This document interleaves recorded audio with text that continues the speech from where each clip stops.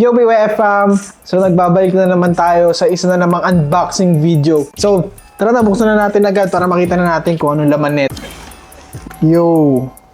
This is the Air Force One, collab with Off-White and MoMA. And let's go sa details. Of course, di mawawala yung signature ng Off-White. Sa midsole, meron text. Then sa side ng shoe. Tapos sa laces niya, meron din nakalagay na text. Then of course, hindi mawawala yung zip tie niya. Tapos sa likod ng shoe, yung logo niya natatakpan. Pero medyo visible pa din siya. So yun, solid pair. Pero next shoe naman tayo. Yan, so open natin siya ulit. Yo.